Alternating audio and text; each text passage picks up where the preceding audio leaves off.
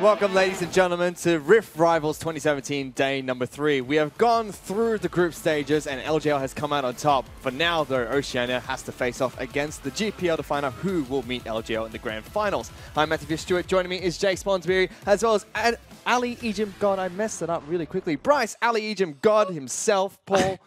That's been a long time. A long time since I was the alley main. I actually agree. As far as Ejim, LSR players on this desk goes, I refuse to give up a title. You're a troll. You build full AP. Last time I played alley at an international tournament, I lost to the GPL and I just pulverized the ground outside Baron and did absolutely nothing. Look, he doesn't just build full AP. This guy goes smite Alistar and just leaves his AD carry alone. Why do you always bring that up? Because it's frustrating. And I'm always the one that's at the You're bad. I was going to say the worst end of that, but you would speak otherwise. But how are you guys doing today? We're coming into day number 3, no more group stages. Now we're straight onto the King of the Hill match. Yeah, and as you say, King of the Hill, King of the Rift, as we like to call it. I'm really excited for this format. I'm a bit scared because at the end of the group, here. Yeah, I just want to call it out to all the audience. You put us here. That's what I'm saying. Like, I kind of wish Sin lost that last game so that OPL could play in this format. I think it really suits us. I think it'll be really exciting. So I'm nervous, but I'm really excited to see if we can pull it out today. And like a great Pokemon battle, this is going to be a game of strategy. I mean, if we do not get Sin all the way through the Gigabyte Marines and have 3 Pokemon left to really throw at that final, Final boss, like it's going to be hard for us to take it because they've had our number convincingly. Yeah, so if you're an Oceanic fan back at home and Oceania don't make it today, please tweet at Ejimlol because it is his fault and there are quite a few tweets being thrown his way already. But actually, let's take a look at the standings from the past 2 days of group stage. As we've already mentioned, the LGL will be seeded straight into the grand finals, which will take place on Thursday. That's because they ended the group stage with 5 points, only dropping a single game to the Direwolves and taking down tournament favorites of Gigabyte Marines. Oceanic Pro League unfortunately dropped their final game against the 3rd seed from the LGL and did not see into the grand finals and will have to play through today's matches. The GPL, on the other hand, only able to pick up a single victory throughout the tournament. Yeah, and let's talk about how good this is for the LJL for a little bit, because coming into this tournament, it was finally the first time where everyone was like, all right, we've given them so many shots. They're just a middle-of-the-road region. You know, they're not going to be able to elevate their play. They've got 3 good teams, but they just don't know whether it's going to be enough to get over the likes of Marines, and they actually have finally done it. Yeah, and I mean, the interesting thing for me is you say they got 3-2 teams. Like, I think Untold Stuff Gaming were relatively unknown. In the home region, at least, they're doing pretty well. But on the international stage, we've seen Dead FM a few times. We've seen Rampage a few times, but they were relatively unknown coming in, and then they picked up the last win in the game versus Sin last night that put them over the edge, put them straight into the finals. And let's call a spade a spade. I mean, we said that the top of the table was even, but 1-5 is what the LJL went at their last event that they attended, which was the MSI play-in. So having 3 teams that can go 1-5 at the MSI play-ins isn't exactly something to brag about, but now they've come here, they've shown that the region has continued to grow, has continued to improve, and they've played some very good League of Legends. Yeah, and if I'm not mistaken, the tournament before MSI as well, they went 1-5 or 0-6 even in the final IWCQ that we ever had, and they just never really is impressed, but this time around, deservedly taking the first spot and rightfully coming in now as favourites for the tournament. But let's take a look at today's matches that the LGL will not be playing. It is going to be the GPL taking on the OPL to see who will advance into the grand finals. This is a King of the Hill format, so the third seeds from each region will play against each other first. The winner stays and plays the second match, and they'll play up against the second seed from the defeated region. This will continue until every single seed from one region has been eliminated. Yeah, and this is such a good format for League of Legends. I mean, this is finally the time where we get to figure out, you know, third versus second or third versus first. I mean, what is the depth of a region? It's no longer seeds playing seeds, and I'm very excited to see how far they can go. And I mean, yeah, you speak about depth, and then talking about wildcards, like traditionally there's always been like one top team from the region that's gone, and it's been like repeat performances. So yeah, seeing the depth of the regions here will be really exciting, and yeah, just to see how it goes. Yeah, and I mean, there couldn't be two better seeds to play off, regions to play off in this, because there is no love loss between Southeast Asia and the OPL. I mean, say what you will about the track record, and I know that you have a couple of points here, but they won the one series that counted. They won the one series that actually blocked the Oceanic Pro League from going to Worlds, and they were favourites going into that, the Chiefs, and I mean, it's painful to bring up. It's very painful. That is where it all came from, because since then we've done okay, but that one time that it actually was important, we choked. Yeah, it was 2015. Oh, bring out the C word, bring out the choke. But yeah, that was the game I was playing Ali, and I angry fisted the ground. But yeah, we beat them in the group stage. Like Chiefs beat them BKT 3 times. We only had to play them twice. Well, 2.5, because one of them, I think the game DC'd or something. We were in there for an hour. But yeah, and then ever since, I think OPL has done pretty well against the GPL region. They've sent a number of teams now. We've sent Chiefs and Direwolves. And so, yeah, coming into this, it'll be interesting to see how the third place teams play off. And yeah, coming into this tournament as a whole, right? Like OSIN Japan have this kind of like friendly rivalry. I've changed jerseys like personally with a few of their players, sort of thing. With the GPL, we've never really like had that sort of same connection. And they just play like really scrappy, like really oppressive. Like they even if like what they're doing isn't necessarily like really good, it's like really oppressive because they're so confident, and they have like junglers that are like Ignite Smite players. And yeah, just real cheesy stuff. It's really like, as a player, it like hurts to play against. It's so hard. Historically, in these tournaments, the GPL is what goes bump in the night. They close off all vision on the map. They don't really lay all that much down themselves at the same time, and then they just look for very scrappy fights throughout the river and throughout the jungle. And unfortunately, for a team that like to play set-up League of Legends and try to rely on macro game, that becomes increasingly tough to do when there's next to no vision on the map. Yeah, unlike these two during 2015, I was actually very happy with that finals win from the GPL squad. Group stages, though, was very scary when we fell down to the Chiefs a couple of times. But on social media right now, a lot of people are talking about how this should go to 5 games. A lot of people expect SIN as well as Legacy to clean up the first 2 matches, and huge amount of audience think that Gigabyte Marines are going to sweep all 3 of the final matches. What are your thoughts on that? Yeah, I think I think Direwolves are the team for OS if we're going to bring it out. I think we will get through Legacy and we will get through Sin, and it will be Direwolves who will bring it back in the end against the Gigabyte Marines. I mean, I've seen a lot of people like going the full whole hog. Sin will win the first 2 games, and then 3 shots at the Gigabyte Marines, and like if we get 3 shots at them, surely we beat them. Yeah, that's like, very hard. That is very hard to win 3 hours of League of Legends against what is going to be 2 fresh opponents, and having shown already 2 games against, both Rampage and Direwolves, both of them which were very close, and then having to play another 3. That is a lot of information you have to give your opponent. And just from like a preparation standpoint, they've been playing group stages against like a number of teams, right? And then they come in, and then they have to show, as you said, all their strategies, and then to have one day from group stage to prepare for this, to prepare against potentially like Sin and then Legacy and then Direwolves, it is a very hard ask for any team to really win in that situation that isn't SKT. Well, let's take a look at the first match that we're going to see today. It's going to be Mineski taking on SIN in game number 1. These two have already faced off against one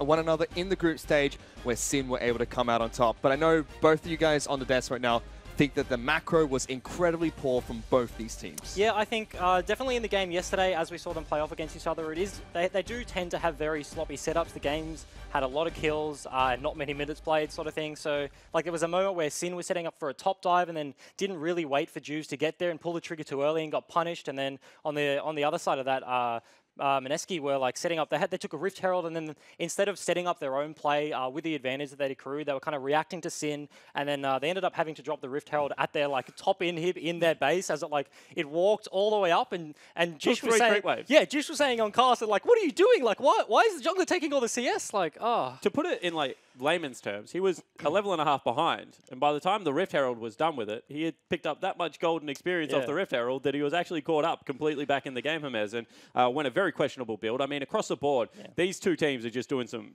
funny stuff. Teleporting back to the turrets on 2v1s and dying, getting repetitively dove. I mean, picking bad matchups for themselves and getting punished. Just across the board, it has not been clean League of Legends. Well, let's take a look at the two teams lineup, starting off with Mineski, who will be starting on the blue side of Summoner's Rift. Up in the top lane, they're going to have Kaigu, their captain, with Hermes heading into the jungle. EXO has role swap from an AD carry to mid lane as their mid laner of choice. Zen will be their AD carry with TG as their superstar support. For the Sin lineup, however, it's going to be up in the top lane, Doppler, their newest addition to the Sin roster. Juice, their captain and shot caller, heading into the jungle. Their superstar carry of Ryoma in the mid lane, with FBI and Rogue as their AD carry and support.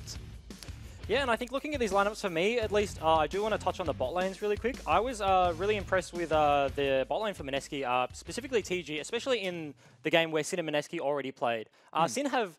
Not just Sin, actually. Throughout this whole tournament, we've seen the meta shift a little bit, where Rek'Sai has become like a first-pick priority. But a lot of people are putting a lot of priority on Zyra. And then Sin did that yesterday, and then they picked the Blitzcrank into it. TG had like a very good performance, I would say. Maybe it was a bit of bad play from Rogue sort of thing. Disrespected at level 2, got picked around the map. Even though at the end of the game, he kind of, as you said earlier, got bailed out a little bit. He did a lot of damage, got a lot of kills, so like kind of bailed him back into the game. Had some good points in team fights, but they mostly were set up by Ryoma in that game. But he was just getting picked off by the Blitzcrank a little bit too much. Because the big thing for me is Blitzcrank has a pretty poor like level 1 and 2 unless you land that hook. And you could see that they actually had all of the plants stacked up, so they couldn't get access to the wave. Second wave should have hit the turret, and then that's when the oppression from Zyra begins. But he nails the one hook, first hook he threw it at Rogue actually, and drags him straight back into that game. I mean, that's a clutch play. That means there's no longer, you know, that 3-4 minutes where you're under pressure underneath your turret. He just equalizes the laning phase, puts FBI behind on Jhin. He had 11 assists or something by the end of the game, and was a little bit of a nullifying factor. Well, gentlemen, we're about to get into this first match. We've already seen them go toe-to-toe once before. What are your predictions coming into the first match of King of the Hill? Yeah, I think both teams would have gone back from yesterday and looked to clean up some of their mistakes, but I think not much is going to change from a day ago, right? I think we're going to see a pretty messy game, and I think as long as Doppler doesn't get exposed too much in the top lane, as he did in the previous game, I think Sin should have the number. FBI and Ryoma, very two capable players. Ryoma, if he continues his form from earlier in the tournament, playing very well, I think they should be able to pull out the win. Yeah, I completely agree. I'm going to raise a koala here on the desk. I'm going to get it up there above the head. There it is. Go Os. Because really, we can't agree on a hashtag. We've got Goose, we've got Ghost. What are we actually going with, Tally said Ghost in the interview. Yeah, so Ghost. We're going with Ghost. All right, hashtag Ghost. Because the big thing for me here is that, as Juice was saying, they were bred and born in sloppy League of Legends. In fact, I still don't think Sin has ever played a clean game of League of Legends. And Mineski has not shown us all that much forethought and the ability to set up Summoner's Rift. So if you just want a team fight a team from Oceania, I am actually... You've picked the best one. I'm actually very happy that we've sent Sin now, because this is a team that you probably just don't want to ARAM against. Well, the last 72 team fought, it was a very scrappy, bloodthirsty game. Let's see if we get another one for them before we get on to Summoner's Rift. Let's check in with the thoughts of the GPL team coming into this tournament.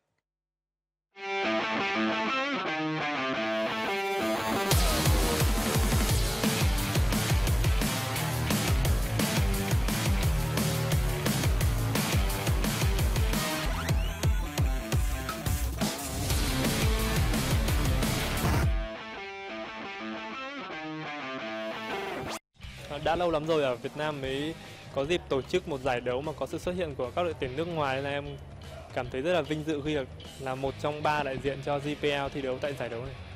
So as far as our expectations go, I feel like every team probably expects to win and wants to win. How realistic that is, like, I'm not sure. But obviously we're trying to get first place for GPL. And as far as working with the two other teams, to be honest, we haven't really kind of helped each other too much, but we've spoken to Mineski and Gam, both teams, and yeah, we'll try our best to win it for GPL. I think this is a good opportunity to play in the Rift Rivals, because we get to play with other regions and learn from them. And also it is a good preparation for Roots. Okay, so on the first day of Rift Rivals, I feel like Gigabyte Marines is probably the best team in the entire tournament. But as far as regions go, I feel like Japan probably did the best today. So I feel like as long as us, Ascension, and Mineski can step our game up, well, GPL should probably win. Đội tuyển GAM vừa thay đổi đội hình và ngay lập tức phải thi đấu trong một cái giải đấu quốc tế, em nghĩ là rất là cần thiết đối với những thành viên mới như là Sia và Norway, và đặc biệt là Sia khi mà em ấy chưa có kinh nghiệm thi đấu trên đấu trường quốc tế, và điều này rất là cần thiết đối với Sia cũng như là đội, và để có thể lấy được những kinh nghiệm và tập trung vào giai đoạn sau của MSKvSIN và xa hơn là JPL và chung kết thế giới. I think the strongest region here in Rift Rivals is Japan, because we know their play style, and also we scrim against them, and we didn't even won a single game. So I know it's very tough opponent. I didn't really watch every single game, so I can't really tell who played the best today, but since my old teammate, No Way, got a quadra kill, I'll give it to him. Dành cho Kalista một cách wow, là quadra kill dành cho Kalista 200 đây, nó có thể là quadra kill. And there you have it. Even the GPL squad recognizing that LGL performed so well, but still expecting Gigabyte Marines to be this big powerhouse and the trump card almost for the GPL region coming into this one. But we are into Champion Select for game number 1 of King of the Rift, and picks and bans already going through. And I mean, honestly, the biggest takeaway from that video for me was when Warlock was speaking, and he said, "We're coming into King of the Hill stage, King of the Rift, where this is no longer just group stage like team versus team. This is literally the epitome of region versus region." And they were saying that GPL teams haven't been working together too much. Yeah, we've already mentioned this, but 3 teams from 3 different countries. No similar language being spoke between them. I mean, it is going to be much harder for them to be able to work as that cohesive unit. And it becomes important at this point because coaches need to be able to swap strats. I mean, I'm sure Mineski has prepared for SIN better than anyone else. And if SIN win this game, then they need to be able to pass that information along to Ascension. Well, the good thing for them is they do have a couple of coaches that have worked with teams around the GPL. We know that the coach for Gigabyte Marines, Tinnikun, has worked with Ascension before, has worked with Bangkok Titans before, so hopefully there is some synergy for them there. Oceania, on the other hand, we saw in the videos earlier today, all of them crowding around for that SIN match. They definitely have been working with one another and hope to see what that gives for them coming into this King of the Hill match. The bans have come through. We have a Nunu ban from SIN over towards Mineski with the Zac as well as Galileo taken away. That did leave Elise open, was picked up by SIN with Caitlyn as their second pick. However, Mineski took Thresh as the first pick with Gragas, Rek'Sai and Tahm Kench as their 3 bans, and Olaf is locked in as a jungler. I guess that's a fairly weird pick. I guess there are a lot of jungle bans. You've got the Gragas and the Rek'Sai. Elise obviously forced in the big takeaway, and Caitlyn. On Mineski's side, they banned away the Tahm Kench, and then SIN didn't stick with like a Thresh ban or anything like that. They stuck with the Nunu, so obviously the first pick Thresh with this main counter off the table is very potent. And this is actually something we saw SIN do yesterday, where they, on red side, they picked the Tyler in the first rotation, 3rd pick, and then immediately banned 2 answers. Just looking like they're doing a similar strategy here. 100%. And the reason they do that is they have to be able to protect Doppler. If he falls behind, then he needs help in the side lane. And Ryam is able to cheat down their late game, still make it to things like Baron. And it also just exponentially, like, it covers up macro play. Let's call it what it is. When when the Chiefs were playing TF, when I was picking TF even back all those years ago, it was because map rotations were much slower coming out of the Oceanic League, and they needed that help to be able to get to the fights. Yeah, and also we've seen the Jhin into the Caitlyn. I think out of the 80 carries that are up, it's probably a fairly good answer. Jhin, pretty long range to match the Caitlyn. The other options, obviously, the Varus and the Ashe, shorter range. But Jhin does have less engage out of those 3, but I think it's a fairly good answer.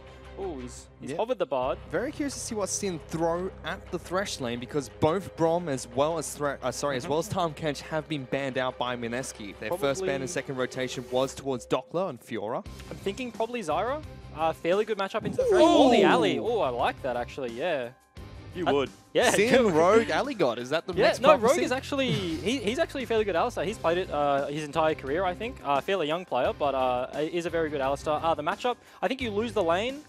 Potentially Caitlyn's range advantage or slight range advantage will help them a little bit in this matchup, but alley into Thresh. Thresh should be able to bully you around, but once you hit 6, like, you can't really die. You just press your R button and then be safe. And you got the 2 best diving champions down in that lane in the yellow star, as well as Elise to be able to help you out. So all of a sudden, it does become a little bit of a kill lane, and maybe that means that Thresh has to be a Lantern Thresh and play a little bit further back down the lane. So we'll see whether it's just a neutralizing threat.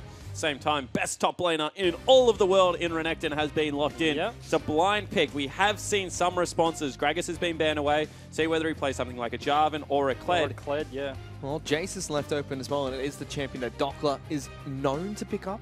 Apparently, it just loses horrendously into Renekton. Apparently.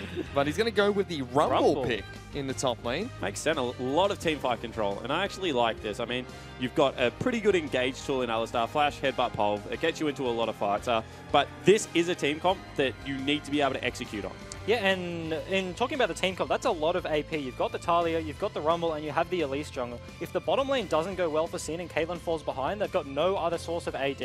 And then you have the likes of Olaf, the Renekton, who can build a lot of resist later into the game, and they just won't be doing damage if they fall behind. And not to mention the fact that, you know, Olaf actually got a little bit of a buff, I think, with the changes that came through on the Righteous Glory. Is that on 7.12? Oh, I hate my patch notes. I'm not sure. Is it 7.13? I think it is, actually. I think it's 7.12. I think it's 7.12. I'm going to say it gives you armor and cooldown reduction now. If it doesn't, then, you know, don't quote me on it. No, I'm absolutely a troll. Tweet angry tweets at you instead exactly of me. Right. Hey, the pro player confirmed. But certainly a better item pick up on either one of the patches. And I think it will mean that Olaf starts coming back a little bit into the meta. Still not my tier 1 jungle, but isn't horrible. I mean, considering when we have all these jungle bans, Zach, you have the Elise already picked away, Rek'Sai, Gragas, you're not looking at the ST junglers anymore. So Olaf does look like a decent pick up here. Yeah, so curious to see how Hamas is going to use this pick again, going towards a more unorthodox jungler in the jungle. This time not quite the Jarvan, though, which we saw in his first match at Rift Rails. But we are on to Summoner's Rift. The OPL is about to take on the GPL for game number 1 of King of the Rift. Rogue has gone for the Marauder Alistar. That is a... I don't know how you can take that over Mukau. That's a risky choice, I reckon. How is it a risky choice to pick one skin over the other? What does Mukau give you? It gives you the cowbell that you just sit in the lane, hit him with the dong-dong. I thought it was going to be like a Nautilus choice. You know how you get extra range on your Nautilus Qs. And on the other side, though, Mineski, Hamas has gone for the Marauder Olaf, so... Synergy. Yeah, across the map. Rogue has gone for the Ignite, though. It's a pretty aggressive choice in this matchup. Remember, 5-man stack kicking it off from Mineski, charging into the bottom lane. No Zyra pickoff from Sin, so they might not push out too aggressively in the lane. The rest of the Sin lineup have fanned out across Summoner's Rift to scout out any cheeky plays like this from Mineski. Yeah, certainly have. And Olaf, Thresh, I mean, if you catch anyone level 1, you're probably going to kill them. If you land an axe, comes out the Ghost, like you can't really out-escape that. Out-escape? Out-escape. I like that. We're firing. You don't want to just escape. You really want to get out there and escape, you know? Oh, TG Flash Hook forces FBI to flash. That's actually big because the support now can just walk up. Level 2. Look for the Flay level 2, and then if Olaf is there, if he's done a cheeky clear, maybe an experienced Quint for a Raptors into Red into Rift Scuttle. Potentially, but looking at the strict 2v2 bot matchup though, Ali has a really rough level 1 because nobody in the professional scene is just going to let you walk up and pulverize them, right? So the Thresh taking the hook first. His level 1 is severely hindered, doesn't have the Flay, doesn't have the extra auto attack damage from the bonus AD. So this means that Rogue should be able to contest the wave level 1 and get to Ali's level 2 spike. Like actually in the lane, they shouldn't get punished too hard. And if you look at your mini-map in the bottom lane, Sin have already pushed up very aggressively into the second brush, whereas Mineski, they're hiding in the pixel bush just at the river. There's going to be a fight. Roma's going to try and steal a couple of Raptors here. Let's see if he gets them away from Hamas, who's getting these very low. He's going to throw the low. How many does he get? 20. Oh, he got almost everything. Just a single Raptor being picked up by Olaf. An absolute disaster on Summoner's Rift for Hamas. We already know that Olaf, without mana, without a blue star, isn't the quickest jungler, and now he has to go straight there with only level 1. He didn't use Smite, so not all bad news, but will be a little bit hindered. He did get the big one, right? He only got the big one, right? No, he only got a small one. That's all Hamas got. Oh. Okay, that's... Roma got the big one and more, so he literally should have... level 2. If he had a jungle item, Roma would have hit level 2 off that. Yeah, that is a disaster. You need to take Smite for a jungle item, Fitz, let me tell you. There is not a worse start for a jungler than that. Oh boy, please no more talking about Smite on any role. That's not jungle. Mineski, though, going for an aggressive trade. Bottom, TG looks for the hook, dodged out by Rogue. Rogue just walked that one out. I don't know if he dodged anything. He just walked it out in a straight line. I mean, it's a bit of mind games at this level, right? Like, you get to a point like, are they going to juke? And then when you're ganking in mid lane. Juves is here. Flash on him. FBI could get some good damage onto Zen. That's a flash away from the Jin. Juves not following up yet. Auto attack first, Juves. They could have followed that. If he got the auto attack, got the red buff slow. If Jin flashed away early, Juves had flash. Ali could have flashed over the wall. Rogue absolutely, he wouldn't have even needed a combo. He could have just flashed over the wall, walked up in the cocoon, landed the pulverize. That would have been first blood. 100% agree. So a little bit of a strange play. And for Elise players out there, he threw the Q is what I'm talking about. That, of course, doesn't apply red buff. If he had an auto attack first, definitely would have been able to get the slow. Just makes the rest of the play a little bit easier to commit to. Not to mention it was level 2, so Thresh wouldn't have even had the lantern. No That's way. hook and flay. No chance of him Mid lane going to be a That's a gank flash coming in. bottom Flash lane ball. from Rogue, though. Jumps on top of TG, knocks him back. He doesn't have flash at the moment. Juves has come down here. That's going to be a trap coming out from Caitlyn. Juves looking for good damage. Thresh really low. FBI's low as well, but Zen can't trade back. And Juves is chasing this one down, taking up the turret to kick things off. Decides not to follow through, but they can push They for can this. continue to dive. I mean, they know that Hermes is top lane. Dockler's spotted him out on a ward. He's going to back away. And you can see that Zen is just zoned off every single piece of farm. And honestly, this is just a consequence of the level 1. Thresh ran up the river, burned his flash to get the hook onto FBI. Didn't land because FBI flashed it, but then Cinder the first one to punish the flash bottom lane. That is a poor play from Dockler. He knew he was there. Kaigo's diving in. He's taking too many turret shots here. That's going to be a kill for Dockler. Hummer's going to take off so much damage. That's a double kill for Dockler in the top lane. What the heck's going on? Now there's hooks landing. Bottom side, FBI's getting flayed back, but Juice is coming in for a counter game. That's going to be a headbutt away from the cocoon. Rogue will still take on the turret. He's going to die. They'll still get a kill onto the Thresh eventually. FBI somehow survives. What the heck is happening on Summoners absolutely Rift? fine. It's chaos. This is what's in like. They've got a big CS advantage. They've got a couple of assists already onto FBI. Juves is accelerated. That's what you want. But this is just ballsy play coming out of Rogue. Yeah, and definitely with the nerfs to Alistar getting that flash combo. If Thresh had flash, he would have had time to get away, but because he doesn't, they get down in here, burn the ignite before the heal comes out from Zen, uses that a bit late. They don't get the dive onto him immediately. They walk around and get it a bit later as Mineski forced onto Dockler, and he gets the 2v1 at the top lane. Yeah, Dockler's not making a mistake. He knew Olaf was topside, wanted to check the Krunk camper, went the greedy way past Tribrush, and made Mineski pay for his own mistake. I don't know how you quite do that. I don't know how you do that either. He didn't flash early, which is what you should do as soon as you get caught out by an Olaf. He took 2 axes in the face when he was against a wall. That was a questionable call, but in the end, I mean, all's well that ends okay. He walks away with a double kill. Honestly, it was probably a misplay from Kaigo there because he flashes in and was still out of the stun range, so he didn't get it off immediately as Juice goes on to James. Good That's a bit of damage onto the Olaf. Ghost is not available for James, and Roma is still chasing. Juice wants to continue this chase as well, sinks his fangs in. There's a blast cone there. Can Juice get it? Doesn't auto attack it in time. James goes over the top. Juice doesn't predict the correct way. Dockler's just killed Kaigo. Yeah, Dockler's picked up a solo kill during this time. That's a 3-1 rumble. It certainly is, and he's already got a blasting wand. This time, Kaigo has to walk back to lane. He's going to miss a lot of that experience and creep score, I guess. And honestly, it's almost the completely the same thing, and also the complete opposite of what happened last time these two faced off, where Dockler got the early gank on him, and then he died, TP back to lane and died again. In this situation, though, they go for that early gank again. Dockler turns it to 2v1, and then you see Kaigo TP back to lane and get immediately solo killed, and now he's the one walking back to lane with losing all the FP.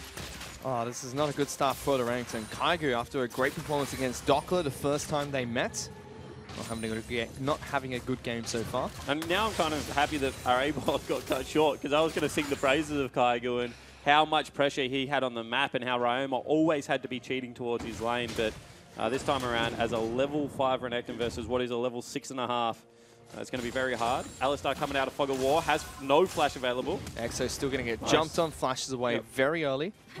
Who counter-jungled James on the goal spot? Oh, that must have been Juves when they went for the first little wrap around. I thought it was his own bottom lane. They were getting pushed in. They're like, oh, I need some CS. Gonna hit a big Krog.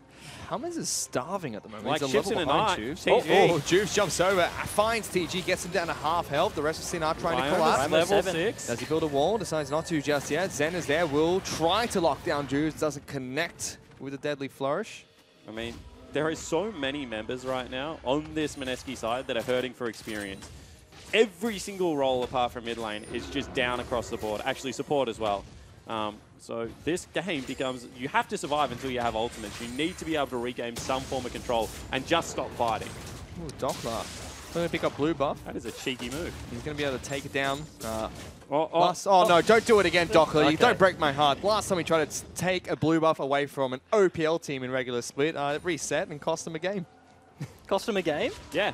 He got dove after it because he had no mana on Jace. Oh, yeah. 100% cost him the game. Yeah, that looked like to be deja vu there, but does pick up blue buffs. A good counter jungling coming out from Dockler on the top side Look at of the this. map. I mean, the Alistar's just sitting level 4. Has not been back for experience in a very long time. And is just roaming around with Juves looking for the Olaf. Did they almost find it? catch him out. Seems like they left the brush They've a little bit too started up the early. red bar. Starting up red. James is level 5 now. Moves in, takes the leash away I mean, from this Sin. is already fine. It doesn't matter if they actually defend that because Exo's gone very low. He has no flash. Bottom lane, the Jhin actually rotated up to try and respond as well. So he's being zoned away from experience and gold. He can't go back to the lane.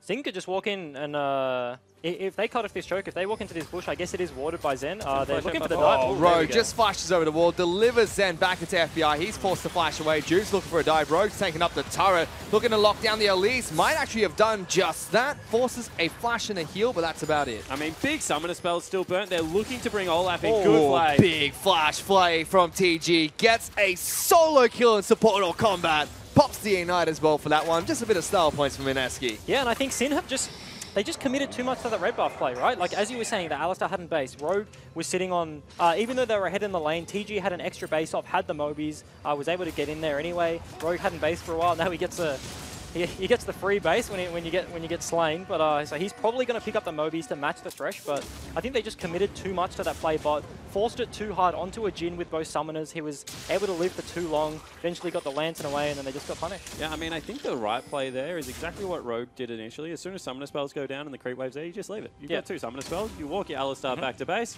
They're going to have to play very carefully against Ryoma anyway because there's no flash on Exo and can't push out the lane. Yeah, and once Ali hits 6, he doesn't even need the flash to dive the Jhin. If Jhin is summonerless under his turret, you literally bring Elise, walk around behind the turret, just headbutt him into the wall, pulverize him, cocoon, dead, and they get that first brick. But overchase for it. He did pick up the Mobies though, so he is looking to match Thresh and the roam. But the lane swap has come they out have right swapped now. up to This top is side. something the GPL will very excited to see how much they would lane swap. They are going to lose the bot tower though. I think Caitlyn's probably going to get the solo gold on this turret right now. And You also just don't lane swap versus Rumble because Rumble buys you an extra wave that Renekton does not. Just lays out the red carpet, and they're so far behind in tempo. Yeah, they were so far down in tempo that they like Thresh hasn't even shown on the top side, and Rumble can even buy them an extra wave if they needed it. So that seems like a very hit or miss call, and it definitely missed here. They're going for mid lane as well. This is just a roaming gank squad right now, Fish. It is good to note, though, that the GPL teams that are famous for the lane swaps are the Vietnamese teams. Mineski not as much, but still, they've put themselves so far behind. They're about 3,000 gold behind Sin. Every lane except for mid lane is losing at the moment, and mid lane still probably is due to the inherent gold advantage. Good trades from FBI, but what do Mineski have to do now? Kygo, he's gone back and he's gone towards Hexdrinker. Oh, they're coming in actually. There is a 3-man gang here. squad though. Kygo jumps on in with the dominance. Going to be able to pick up a kill onto FBI. He gets flayed back, forced to flash away. Hamed still charging on forward. Gets one. The rest of Sin have piled on in. That's 2 going to get taken down by Ryoma. Hamed is being burnt alive as well, and it's a triple kill for Sin's mid laner. I don't know what they're doing. Mineski looked like they're just grasping it. Oh, that is a big shockwave from Exo. Juice taking quite a bit of damage, but Dockler tanks up the turret. With their macro play here, they're down in tempo, they force the lane swap and then don't get anything out of it. In my eyes, it looks like they're grasping at straws, and then Jhin is just pushing in the top lane, so they have a numbers disadvantage because Talia can get down to bot really quick with her ulti. It just seems really rough, and they do get punished, but it almost seems like there's no setup. There's no forethought there. Go top lane. Can we get a kill? Can we get a turret? No. Can we go mid lane? Nah, unfortunately not there either. All right, let's base. Run out of base. Everyone go, go, go. Just high tempo League of Legends. And I mean, as we just keep saying, Sin are absolutely happy with that. I mean, that's our criticism of Sin, is that they don't think about stuff, they just do. And right now, they are doing better than what Mineski can throw at them. This is the brute force strategy, and both teams are butting heads, and Sin just have a bigger head. So the head rammers. Yeah, head rammers. They picked the head rammer in the bot lane. Takes one to know one. Oh, is that right? Yeah, that's absolutely right. Well, so is that what Mineski have to do to come back into the game? Actually sit back, try and look for something to set up and play a macro game against Sin? Yeah, I think so. They're definitely so far behind they cannot fire right now. For at least until they get some of their item spikes, they're all just sitting on components, whereas Dockler completed the Leandries. Caitlin's pretty close to IE. Ryoma and Natalia's got his Morellos already. I think they're just too far behind to fight at this stage, as Juves is looking for a cheeky hit. He gets caught out. We'll be able to repel away from captive audience. Play back, still gets the blast cone out. And as I was saying, yeah, they just need to farm off their item spikes because they just have no chance at a fire right now. SIN are just playing the Caitlyn game as they have done before. They've taken the outer bot, they've switched it up, taken the outer top. They're probably going to look for Rift Herald or mid turret next. And they're 3,000 gold up as well. Juves, though, just gets caught out by Axo. He picks up a solo kill on the captain of SIN. I mean, they're just blindly face-checking jungles, both teams at the moment. This time it's Exo that's a big beneficiary because he's able to pick up a little bit of gold for himself. And that is a poor move out of Juves. He doesn't have Repel or anything available. He's level 7 versus a level 10 mid lane. That's going to be a good confidence booster for Exo as well, because the last time these two teams faced, he was 0-7. Take 2. Still missed the flick. You had 2 shots at a Tommy. Go on, Ryoma. What are you doing? But now Exo having a much better game. It's gone toe-to-toe against Ryoma despite all the map pressure that SIN have created top and bottom side. Do you reckon Exo got 2 chunks of gold there if he got the kill twice? Oh, 2 shutdowns on Juves? You'd hope for his sake. Yeah, he really needs it. I don't know where you guys want me to bring this anymore. Dockler's found Kaigo. Probably will just take the big creep wave of the turret. Worth more than him. Just going to go farm. It's still about 4,000 gold in SIN's favor, and that's 14 minutes into a match. It's a huge lead at the moment. That's a Hex Drinker Renekton. He's feeling the pain right now. He has to itemize for the MR against the Rumble because he's just getting mega punished. I mean, at the same time, it's 3 AP dealers on the top side of the map, so it's a very cost-efficient item. This is where you just go, though. Okay, sell my Phage, get a Sunfire Cape into Spirit Visage, and I'm just a tank now. I don't know if he's at that stage yet. A few more deaths. And Dockler might just be running over him, and he might be selling his items, buying a few tiers. I mean, Dockler's the person on SIN that we've looked to throughout the regular season and now at Rift Rivals and we've said he has to step up. He has to live up to what Flair's left behind when he dropped out of SIN, and he hasn't so far. It almost feels like this game he had that little bit of stroke of luck that has allowed him to do just that. Yeah, this is absolutely it. We were talking about this game coming into the series. Ryoma and FBI were our players to watch, but Dockler, yeah, really stepped up. 2v1 top turret into the solo kill. And yeah, he is in the position to carry this game, and it's just on SIN to execute. Not only that, a great teleport play in the bottom lane. I mean, that's something that no matter how many items you have, if you're late, you just don't have any impact. And he was down there on time, laying out a very good equalizer. Once again, very easy to land those when you have a Talia wall. Nicely set up from Ryoma in the mid lane, but that's all you can ask for. And great players, their careers generally start off a stroke of luck. You know, in cricket or something like that, you get dropped or a decision goes your way, you go on and make a big score, and hopefully this is the luck that Dockler needs for a little bit of confidence and to be able to take that next step. I mean, especially if SIN can pick up a victory here over Mineski, they go into the next match against Ascension, and Dockler really has a chance to prove himself, try and take down 2 teams from the GPL. As Exo just burnt his shockwave, and Rogue says, right, that's your big cooldown, I'm jumping in. Flash away from the Oreo, gets hit by the ace in the hole. Dockler still chasing on forward. SIN burn a flash and push for mid turret. I like that because now it's very hard for Orianna to defend with no flash, with ultimate still available on the Alistar. If they don't get every member across here, she is not going to be able to defend solo, especially when she's taking pop shots from FBI, and this turret should fall. That's nice wall to lock her in. Wall does get built up. Exo does not have flash. Zen does. Rogue is looking for the headbutt. Pulverize. Exo running the wrong way. Dockler just flashes on his face. Blast Cone is there to get him over to safety, but still burning alive. Dockler waiting for the final cooldown. Looking for it. Will pick up that kill. Zen on the back line taking a ton of damage as well. Mineski forced to retreat deeper into their base. Last minute cancel as well out of Kaigo means that this top lane is now perfectly set up for SIN. They have no wave clear. They have no summoner spells, and this should be another turret falling for SIN. It looks like it is. There is an argument to be made. Do they go for the Rift Herald here? Can they get more out of it? It's going to despawn fairly soon, and I honestly thought looking at that mid play, it looked a bit risky going for that straight up fight, or not so much 5v5, but they were over forcing in my eyes, and they could have set up for the Rift and then taken it, but I think you still get it. I mean, he's still dead. As we know, SIN, they are the team to just brute force. They're just like, oh, what, dive? Okay, let's go. Egypt's like, they're going to lose tempo on the back, and they don't even understand what that concept is. They're just like, we're going to keep forcing this game. We're going to force until they make the mistake and they break. And so far, Mineski are breaking under what is unrelenting pressure. Absolutely, yeah. They had enough tempo there with the death timers. They do get the free rips, so I'm curious how they set up with this. Do they start putting Talia in a side lane and Rumble in the other, and then they can play the 3-man mid, or are they going to look to make another dive play with the Alistar? He doesn't have a flash to pull it off, but with the Rift Herald, Orianna has no summoners now, and neither does Zen on Jhin. It would be a fairly easy dive if they do set it up properly. I mean, the side waves are the big thing for me that they need to look after. And I would like to see Talia in a side lane and get Caitlyn back mid. Because then, as soon as Talia shoves out, she just puts the wall up again. Like, and then you don't need flash. Rinse and repeat on the mid thing. Like, he was cutting them off from the side, cut Zen and Exo in there. Zen was able to flash away, and Exo somehow lived for so long because Dockler was flinging his harpoons around everywhere instead of at his head. But I mean, he was zoning him. He was making sure he was corralling him in the right direction. He was always going to catch up. The questionable one for me was Rogue, who went over the wall. Yeah. No, I think he's playing. He's just hitting him with the BM. He cocoons left, cocoons right, waiting for his flame spitter to burn him to a crisp before he dies.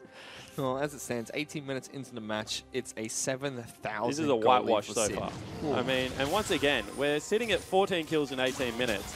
And there's been periods of relatively nothing happening on the Rift, and then just bursts of explosive play out of both teams. And I guess coming into this game, we said these teams were sloppy, and Juve said it in the interview yesterday, where he seemed very disappointed that they threw that game. They had such a big lead, and they're in a fairly similar position. Mind you, they're much further ahead in this game, but can they cleanly close this one out? Like, can they pull it off, or are they going to make the same mistakes they did yesterday?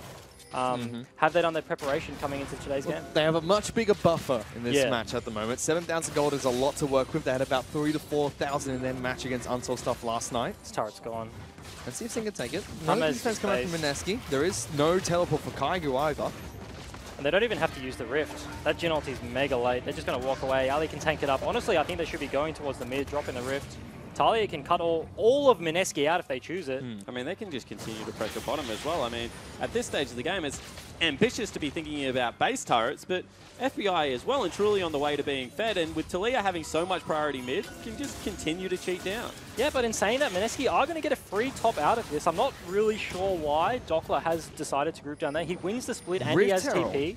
They're looking for an inhib. Yeah, Rift Herald onto the inhibitor turret. This is going to get a good chunk of damage with a full health charge. No contest coming out from TG just yet. Juice is going to get knocked in. There's the Rumble Equalizer coming out, as well as the wall being built by Ryoma. Mineski stuck inside their base. Box being popped by GG. Teleports coming into the turret. Can't be completed because turret gets taken down. Kaigu now has to take 8 seconds to go back to base, but 2 members of Mineski make it 3, make it 4 are going down. Rift Herald is still battering away at this inhibitor. He's going to charge onto the Nexus. In Rift Rivals. This is the most stompy game we've seen so far. Rift Herald already hitting the Nexus turrets. I think this is absolutely it. Renekton, ooh, Kaigu's trying to do what he can. Dice is on in. We'll get 1 kill onto Rogue. Gets Hex Trigger popped and take it down. Rift Herald still slapping away at these turrets. He'll eventually fall down. But 20 minutes into the first match of King of the Rift, Sin are able to break the base. They're looking for a win onto the Nexus. They still have some damage to throw out. Mineski are not going down without a fight, but FBI picks it up and Sin pick up game number 1. Juves is a screamer, and I think we're going to be hearing Juves screaming from all the way overseas right now in this office. That was a very dominating win from Sin. And I was questioning Dockler being down in the bot lane as that play happened, and then they literally just ended the game. So such a weird ending to that game. I mean, such a great ending. I mean, that is a bold call. They don't have their wave clear. It has to respond to mid. Jhin, not known for wave clear, only has those bullets. And then the late ulti, as soon as that ulti came out, Juice was just like, we can keep going, boys. I mean, this could actually be the game. And like the tiny thing that I noticed on the top side of the screen, Ryoma's Talia ult was coming in and choking them off from the bot turret, but I honestly don't even think that was his plan. He killed Orianna as he came over the wall. Ori burned the shockwave. He was looking for the kill and also got the chunk, or like the blockade on the bot turret, and they just kept pushing and pushed for the win. What a great game. Yeah, it was a really quick game of League of Legends. On top of that, we saw the final teleport coming in from Kaigu again. That was so sloppy. Teleporting onto the turret with 10 hit points with a Caitlyn battering away at it.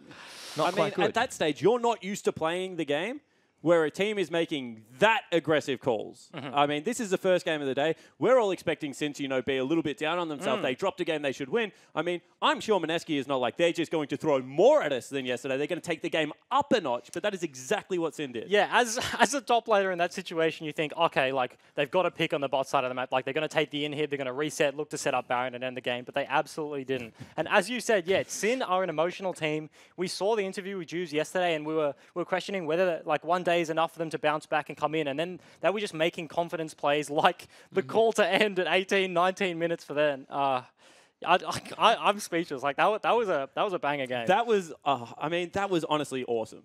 I mean, that is such a bold call. And, like, to stick around, like, to think, we have Rift Herald. We could go mid lane and pick up all the outers, reset, you know, start prioritizing Baron. Like, no, we made a mistake late game last time. Do you know what we're going to do? We're just not even going to take it there, Fitch. We're just going to close the game out. It's not enough to win a solo queue game at 20 minutes, let alone an actual competitive game where lanes are being set up and communication should be on point. I mean, that is bloody impressive. Yeah, it certainly was. Really, really scrappy game. It's what we expected, and as we expected, Sin came out on top in the scrappiness.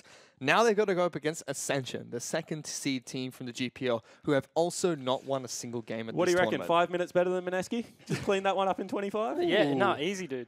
Absolutely. Juice has got it. Juice, confidence rider. He's right seen it in the mirror. Yeah, in the mirror, yeah. He's gone into the bathroom, he comes back into the room, and he's like, boys, we've already won. These are against opponents that have been able to take down the Chiefs internationally. You think it's going to be, you know, just 5 minutes slower than the game against Mineski? No, I'm thinking G4 whips out the Yasuo, and then Ryoma has no idea what to do against him. That's my I definitely don't think that's the case. Ryoma is actually a pretty good assassin player in his own right, and Yasuo is not in a place where you want to take that matchup right now. Honestly, Mineski hasn't shown much either. We can say that, you know, this team went to Worlds with Lloyd, Warlock, G4, but they are a shadow of their former self right now. And I think that with that hype train that Sin has just run in, they have to start banning things like Caitlyn away from FBI. Talia needs to have a very good look at and taking that away from Ryoma as well. I mean, how many bans do you have? Because you seem to need a lot against Sin at the moment with how they're playing. Do they swap sides? Is Sin going to be playing on blue side next game, or are they going to be on red? Because that's 2 games in a row where Sin have done the Talia red side third pick, and then banned away the counters. And as we've seen, like, they don't really have an answer for it. So see if Ascension do have an answer, see if Sin are on red or blue side. I mean, if you're on blue side and you don't have to ban, and if you don't, so Ascension is going to be blue side. So I don't even have to say that, but I was going to say, if you don't have to ban the OPs, you can just ban Syndra first round and blind pick Talia anyway. So Ascension will be on blue side. That's going to be the second match of today. Ascension taking on Sin Gaming. We're going to go to a quick break, but we'll break down that game a little bit further when we come right back. A trap coming out from Caitlyn. Juves looking for good damage. Thresh really low. FBI's low as well, but Zen can't trade back. And Juves is chasing this one down, taking up the turret to kick things off. Decides not to follow through, but Kaigo's diving in. He's taking too many turret shots here. That's going to be a kill for Dockler. Hummer's going to take off so much damage. That's a double kill for Dockler in the top lane. What the heck's going on? Now there's hooks landing. Bottom side, FBI's getting flayed back, but Juves is coming in for a counter game. That's going to be a headbutt away from the Cocoon. Rogue will still take on the turret. He's going to die. They'll still get a kill onto the Thresh eventually. FBI somehow survives. Kaigo jumps on in with the dominance. Going to be able to pick up a kill onto FBI. He gets played back, forced to flash away. Hummer still charging on forward. Gets one. The rest of Sin have piled on in. That's 2 going to get taken down by Ryoma. Hummus is being burned alive as well, and it's a triple kill for Sin's mid laner. Juice is going to get knocked in. There's the Rumble. Equalizer coming out as well as the wall being built by Ryoma. Mineski stuck inside their base. Box being popped by GG. Teleports coming into the turret. Can't be completed because turret gets taken down. Kaigo now has to take 8 seconds to go back to base, but 2 members of Mineski make it 3, make it 4 are going down. Rift Herald is still battering away at this inhibitor. He's going to charge onto the Nexus. In Rift Rivals. This is the most stompy game we've seen so far. Rift Herald already hitting the Nexus turrets. I think this is absolutely it. Renekton, Kaigo's trying to do what he can. Dice is on in. We'll get 1 kill onto Rogue. Gets Hex Trigger popped and take it down. Rift Herald still slapping away at these turrets. He'll eventually fall down. But 20 minutes into the first match of King of the Rift, Sin are able to break the base. They're looking for a win onto the Nexus. They still have some damage to throw out. Mineski are not going down without a fight, but FBI picks it up and Sin pick up game number 1.